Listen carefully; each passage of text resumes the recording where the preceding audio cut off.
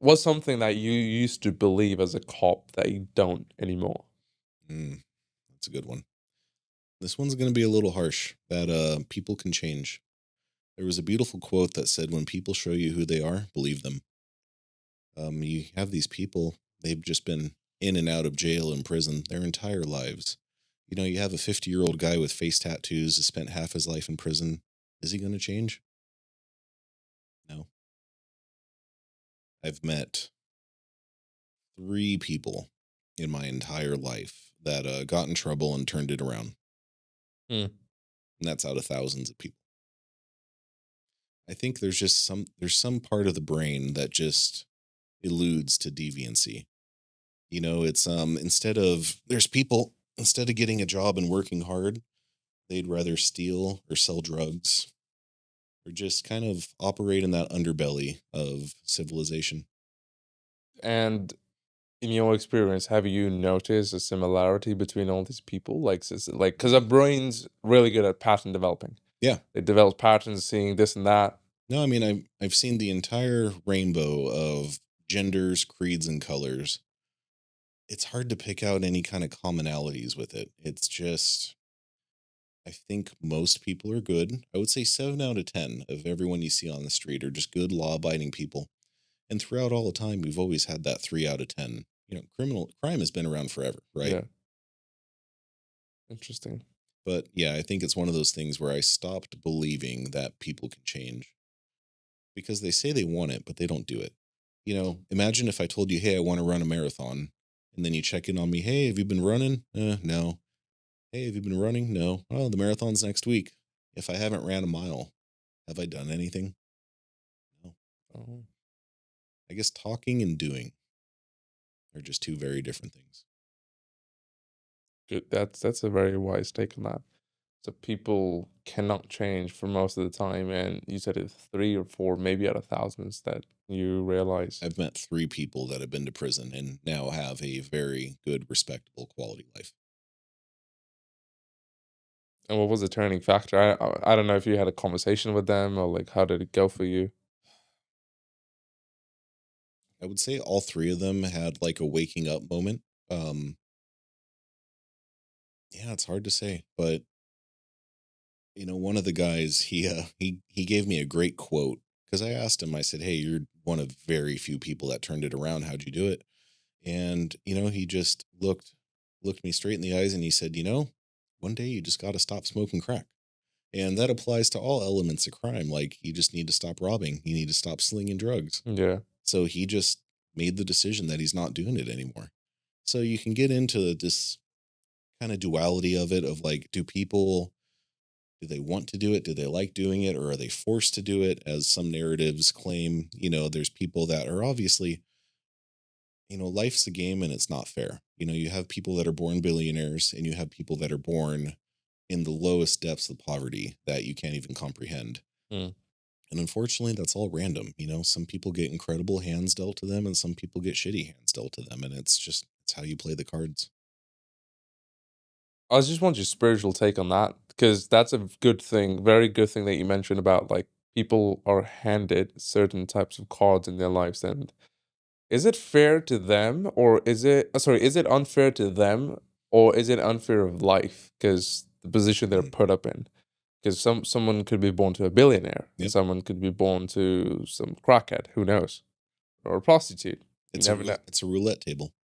So, what about people that don't have fortune or don't have a good family or good like foundation in their families? How can they turn their life around?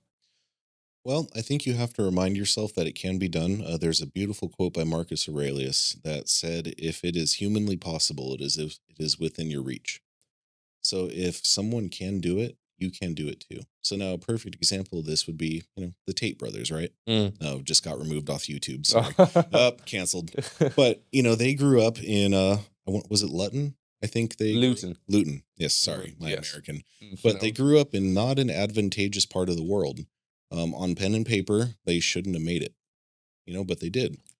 They had grit, they had tenacity, and I think I was watching some of the older videos, and Andrew said when he was younger with Tristan, some guy drove by in a Ferrari. and that bothered him for like 3 weeks. Yeah. How does someone have enough money to buy a Ferrari? Yeah. And he's sharing a bed with his brother in a subsidized apartment. So I think you just have to accept that you're dealt the hand that you're dealt, and from the day you're born till the day you die, that's on you. Actually, I do have a different perspective on that. Interesting. What do you got? I don't see that. Yes, I mean it's unfortunate. It's not having a good background, going from like a very below poverty line um household, whatever. But that was still England. Mhm. Still a better part of the world. You're right. When it's all said and done, like there's holes in the world that you wouldn't wish your worst enemies to be born into. Absolutely. Imagine if what if it was Gaza, or what if it was a shitty town from India? North Korea. Yeah, even worse. I Yeah. mean, I don't know, but Bangladesh, who knows? Yeah.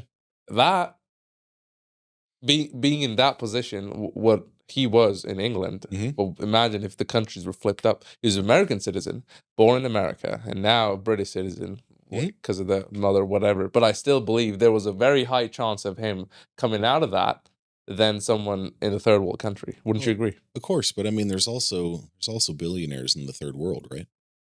I mean, you have Jack Ma, and then I am not up to date with my celebrity news, but what's that one Indian family where they spent like 500 million on a wedding? Bonnie's. Emboli's. Bonnie's. So you can get it done anywhere. Yeah. Is America the land of opportunity? Of course. Yeah. But there's opportunity everywhere. There's millionaires and billionaires, I want to say, in almost every country. Yeah. Now, of course, there may be like 5 millionaires in a fucked up part of the world, but they're still there.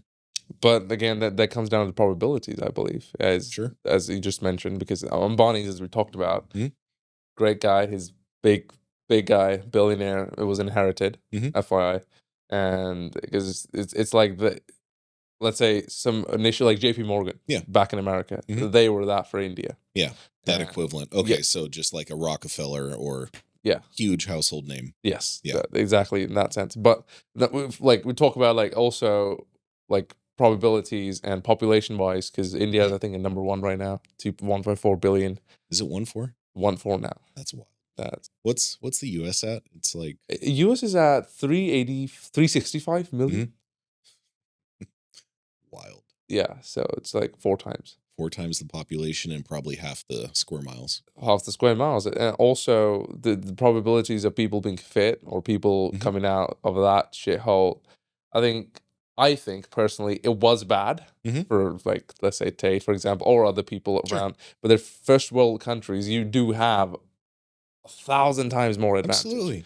than an immigrant or coming out from less fortunate household. But again, if you're a tough son of a bitch, you'll make it We'll anyway. figure it out. I mean, there's a difference between like, you know, using poker. Like imagine if you get like a royal flush Mm. on like that first card flip.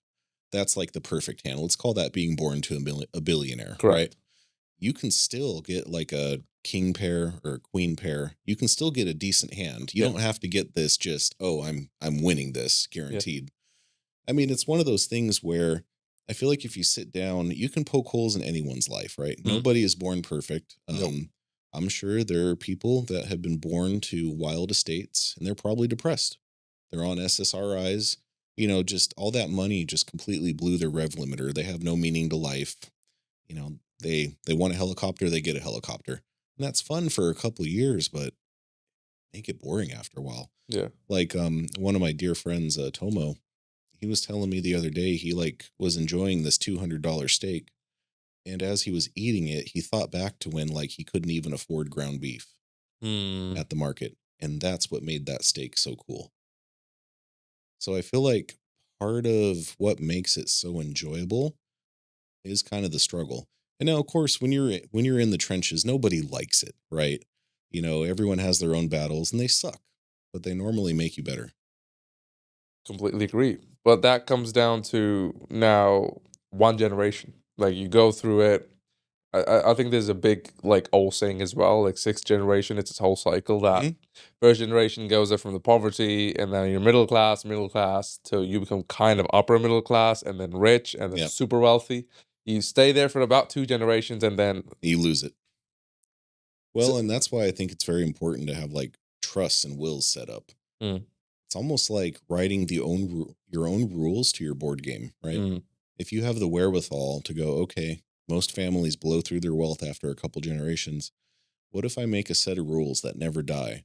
And you have to play by the rules if you want to be part of the game. mm, You have to own a business, you have to contribute to the family, there's no free rides, everything for the greater good and the improvement of the family.